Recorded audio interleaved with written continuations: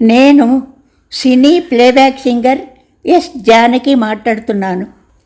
All India రేడియోకు నాకు అవినాభావ సంబంధం చాలా ఉంది. అసలు నేను సినిమా ఫీల్డ్కి రాకముందే 1956లో ఆల్ ఇండియా రేడియో కాంపిటీషన్స్ జరిగినాయి. అంటే అన్ని స్టేట్ల నుంచి కాంపిటీషన్స్ అన్నమాట. ఒక్కొక్క స్టేషన్లోనూ జరుగుతాయి. అది హైదరాబాద్ స్టేషన్లో నేను పాడాను. నేను హైదరాబాద్లో ఉండేవాళ్ళం అప్పుడు. హైదరాబాద్ స్టేషన్లో నేను పాడాను. ఏ స్టేట్ నుంచి ఎవ్వరూ సెలెక్ట్ అవ్వలేదు.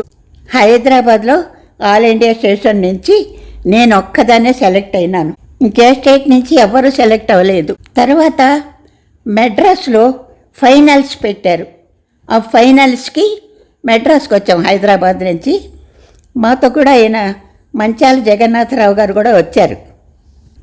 అక్కడ వైదేహి అనే అమ్మాయి సెలెక్ట్ అయింది. ఆ అమ్మాయి ఫస్ట్ ప్రైజు, నాకు సెకండ్ ప్రైజు. అయితే ఇక్కడ ఏంటంటే ఆవిడ బాగా పాడింది. అయితే క్లాసికల్గా పాడింది ఆవిడ. Complete classical, pure classical. నేను పాడింది ప్యూర్ లైట్. ఇప్పుడు క్లాసికల్, సెమీ క్లాసికల్ నాకు చెప్పుంటే నేను అదే పాడేదాన్ని కదా. లైట్ మ్యూజిక్ కాంపిటీషన్ చెప్పారు కనుక నేను లైట్ మ్యూజికే, ప్యూర్ లైట్ మ్యూజిక్ పాడాను.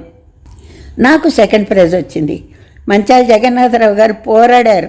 అది ఎట్టా ఇస్తారు, అమ్మాయికే ఫస్ట్ ప్రైజ్ రావాలి, లైట్ మ్యూజిక్ పడితే లైట్ మ్యూజిక్లో అమ్మాయికే ఫస్ట్ ప్రైజ్ రావాలి అని చెప్పి. సరే, ఏదైతే ఏమి అవార్డు వచ్చింది, ఆల్ ఇండియా రేడియో అవార్డు. నాకు సంతోషం. అది కూడా ఢిల్లీలో ప్రైజ్ డిస్ట్రిబ్యూషన్. అది కూడా ఫస్ట్ ప్రెసిడెంట్ రాజేంద్ర ప్రసాద్ గారి చేత్తో అవార్డ్స్ ఇచ్చారు. మరి అంత great first president Rajendra Prasad గారి చేత్తో అవార్డు తీసుకోవడం అంటే చాలా గ్రేట్ కదా. నాకు చాలా సంతోషం ఆయన చేత్తో అవార్డు తీసుకోవడం. తర్వాత అక్కడ ఢిల్లీలో ఆల్ ఇండియా రేడియోలో మేము కాంపిటీషన్లో పాడిన పాటలు రికార్డ్ చేసి, 2-3 పాటలు రికార్డ్ చేసి ప్లే చేసి ప్రసారం చేశారు కూడా. ఆ తర్వాత 1957లో నేను సినిమా ఫీల్డ్కి వచ్చాను. సినిమా ఫీల్డ్లోకి వచ్చినాక చాలా పాటలు నేను సినిమాలో పాడిన తర్వాత ఆల్ ఇండియా రేడియో రికార్డింగ్ కావాలని ఎవరో మ్యూజిక్ డైరెక్టర్, నాకు గుర్తులేదు, మల్లిక్ గారో లేకపోతే టిఆర్ పాపా గారు, ఎల్ కృష్ణన్ గారు, ఎవరో గుర్తులేదు, రికార్డింగ్ పాడాలి, ఒక పాట, నా పాట పాడాలి. అయితే మీరు ఆల్ ఇండియా రేడియోలో ఆడిషన్ ఇవ్వాలి, ఆల్ ఇండియా రేడియోలో ప్రోగ్రామ్ ఇస్తారు, మీ చేత పాడించాలని నాకు చాలా ఆశగా ఉంది అది అని చెప్పారు. నేను చెప్పాను, ఆల్ ఇండియా రేడియోలో నేను ఆడిషన్ ఇవ్వడం ఏంటి అన్న అర్థం ఉందా, నేను ఇవ్వను. పైగా నా పాటలు, నేను సినిమాలో పాడిన పాటలు ఎన్నో రికార్డులు ఆల్ ఇండియా రేడియోలో ప్రసారం చేస్తున్నారు, వేస్తున్నారు, రికార్డులు ప్లే చేస్తున్నారు. ఇంకా నేను ఆడిషన్ ఇవ్వడం ఏంటి, నేను ఇవ్వనని చెప్పా. కానీ నాకు అక్కడ ప్రోగ్రాం వచ్చింది, ఆడిషన్ లేకుండానే ఆల్ ఇండియా రేడియోలో ప్రోగ్రాం ఇచ్చారు. రెగ్యులర్గా నేను ఎన్ని పాటలు పాడానో ఆల్ ఇండియా రేడియోలో, చాలా, ఒక్కొక్క భాషలోనూ. అందులో బెంగాలీ సాంగ్ కూడా పాడాను. రవీంద్రనాథ్ ఠాకూర్ ఆయన సంగీతం, రవీంద్రనాథ్ సంగీతం అంటారు, ఆ పాట కూడా పాడాను. తర్వాత ఈమెనే శంకర శాస్త్రి గారు మ్యూజిక్ చేసినవి ఒక్కొక్క భాషలో కొన్ని పాటలు వరుసగా 4-5 పాటలు ఏమో చేశారు. అందులో హిందీ పాట ఉంది, తెలుగు, తమిళ, మలయాళం, చాలా బాగా చేశారు మ్యూజిక్.